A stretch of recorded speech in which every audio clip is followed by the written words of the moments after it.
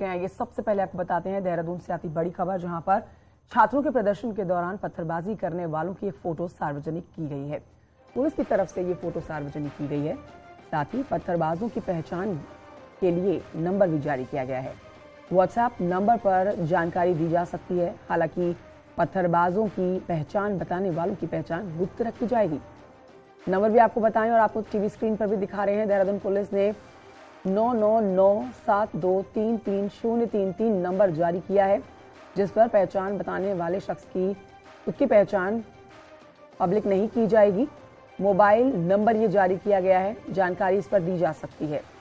तस्वीरें TV screen पर आप देख सकते हैं कि वही चेहरे हैं जिन्होंने प्रदर्शन में पत्थर चलाए थे। पुलिस को इन लोगों की तलाश है। इनकी तस्वीर सार्वजनिक की गई है। सोशल मीडिया पर कुछ तस्वीरें वायरल भी हो रही हैं, जिसमें खुद पुलिस वालों के हाथों में पत्थर दिख रहे हैं। इसके बाद लगातार आरोपों के दौर चलना शुरू हो गए हैं दोनों तरफ से। फिलहाल पुलिस ने इन तस्वीरों को जारी करा है, सार्वजनिक करा है, ताकि लोग इन लोगों के बारे में जानकारी दे सकें। इसके लिए नंबर भी व्हाट्सएप का जारी हो चुका है।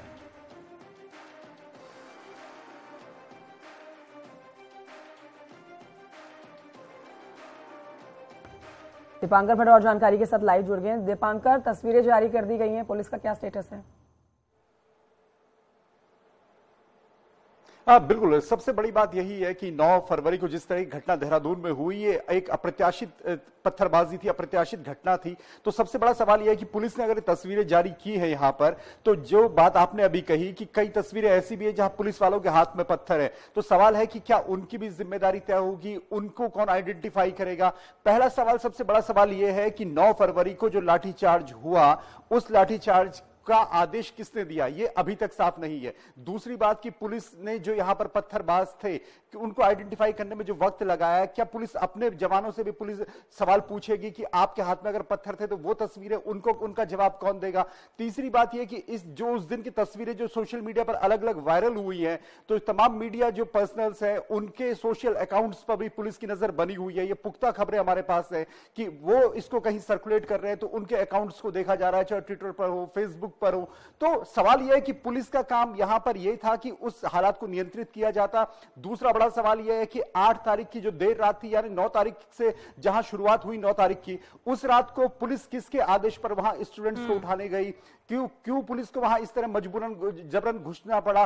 क्यों पुलिस ने वहां पर रात को वहां पर छात्रों को हटाने की कोशिश की? और बात यही है कि उस रात की गलतियों की वजह से कहीं ना कहीं यह बात सामने आई कि 9 तारीख को माहौल बिगड़ा और 9 तारीख को फिर लाठीचार्ज करना पड़ा।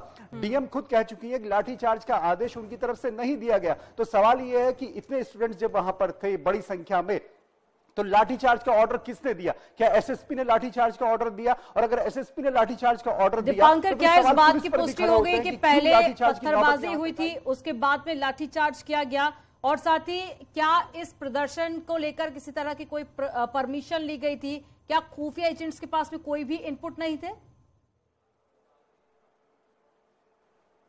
बिल्कुल, सवाल यह भी है, सवाल यह है कि अगर राजधानी देहरादून में प्रदर्शन हो रहा था, 8 तारीख को प्रदर्शन की उन्होंने परमिशन मांगी थी, रात को स्टूडेंट्स वहां पर रुके, तो फिर किसकी परमिशन से रुके और पुलिस ने उन्हें दिन में ही वहां से हटाने की कोशिश क्यों नहीं की? दूसरी बात यह है कि क्या इंटेलिजेंस का फेलियर है, क्या एलआईयू का फेलियर है, या पुलिस का फेलियर है कि आपको पता ही नहीं चला कि इतने स्टूडेंट्स यहां पर जुटने वाले हैं? रात की जो घटना वहां पर हुई, उस पर पुलिस पर सवाल खड़े हुए हैं कि रात को पुलिसकर्मी अगर वहां पर गए और जिस तरह की अभद्रता की बातें वहां पर आई है, तो उस पर किसकी जिम्मेदारी तय होगी?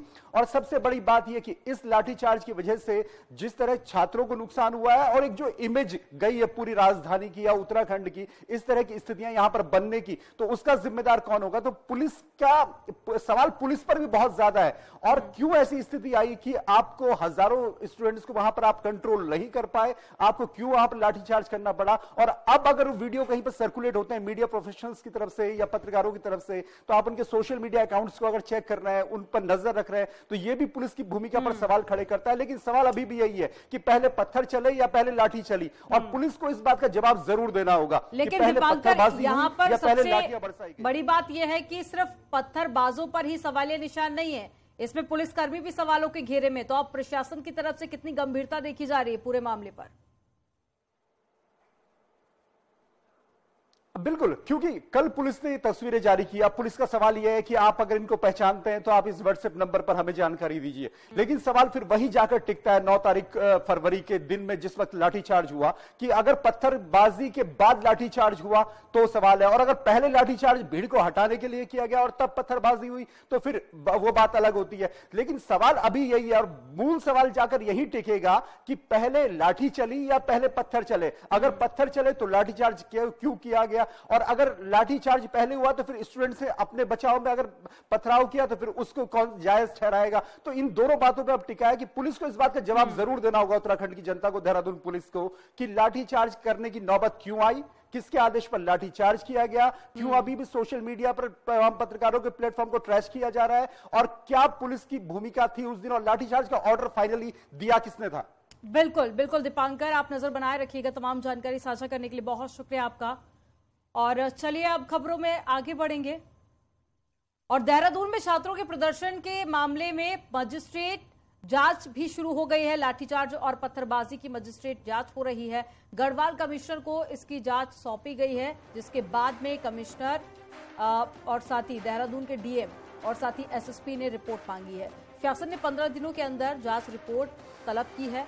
तो 2 तस्वीरें आपको दिखा रहे हैं जिसमें जांच भी शुरू हो गई है और 15 दिनों के अंदर रिपोर्ट देने के लिए भी कहा गया।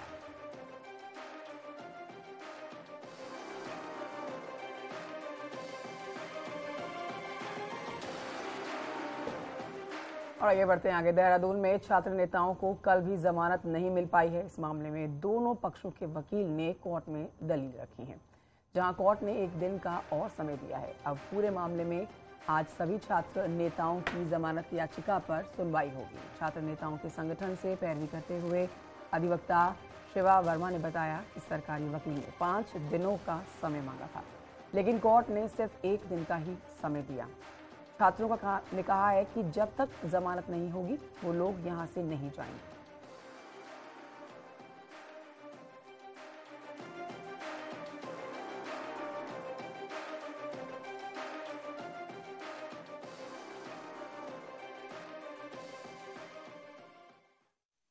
जेईई पेपर लीक मामले में फरार चल रहे आरोपी बीजेपी नेता और मोहम्मदपुर जट के ग्राम प्रधान संजय धारीवाल समेत 3 आरोपियों की एसआईटी ने तलाश शुरू कर दी है और यूपी के सहारनपुर से बलिया तक एसआईटी छापेमार कार्रवाई कर रही है। तो वहीं आरोपी संजय धारीवाल समेत 3 लोगों पर पुलिस ने 25-25 हजार के इनाम घोषित किए हैं। पटवारी और जेईई पेपर लीक मामले की जांच की जा रही है। एसआईटी कई लोगों को गिरफ्तार भी कर चुकी है, लेकिन संजय धारीवाल अभी तक पुलिस की पकड़ से दूर है।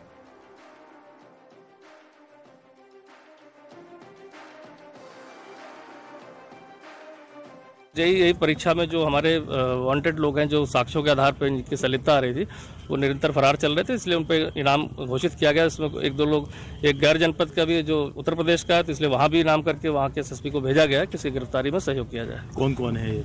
इसमें एक डेविड नाम से और एक संजय धारीवाल है।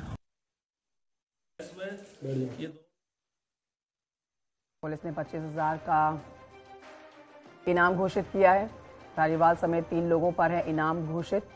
ये पूरा मामला आपको बताएं, जेईई पेपर लीक कांड से जुड़ा हुआ है, जिसमें फरार चल रहे आरोपी बीजेपी नेता और मोहम्मदपुर जट के ग्राम प्रधान संजय धारीवाल की हम बात कर रहे हैं। इनके साथ ही 3 और आरोपी हैं, जिनकी फिलहाल एसआईटी तेजी से तलाश कर रही है। पुलकित और जानकारी के साथ जुड़ गए हैं। पुलकित, क्या कुछ सुराग लग पाया है संजय धारीवाल का? देखिए, ये जो बीजेपी के नेता है, ग्राम प्रधान है मोहम्मदपुर जट के, और इनके समेत 2 और लोग हैं जिन पर पुलिस ने इनाम घोषित किया है, और इनकी तलाश में पुलिस जो है पश्चिमी उत्तर प्रदेश से पूर्वी उत्तर प्रदेश तक जो है छापेमारी कर रही है। पुलिस की कई टीमें इनके पकड़ने के लिए जो है रवाना हुई हुई है।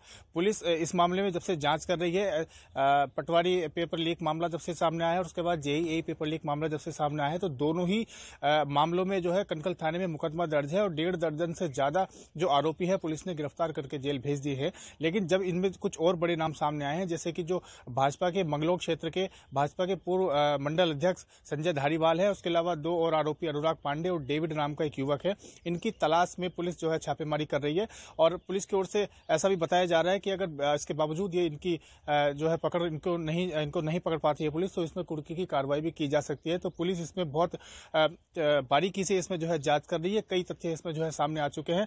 लाखों रुपए का कैश भी पूरे मामले में जो है बरामद हो चुका है। उम्मीद जताई जा रही है कि बहुत जल्द पुलिस के हाथ ये जो आरोपी हैं ये भी लग जाएंगे। इनकी कुर्की की तैयारी भी पुलिस में जुटी हुई है। जी शुक्रिया आपका पुलकित शुक्ला जानकारी के लिए। तो पेपर लीक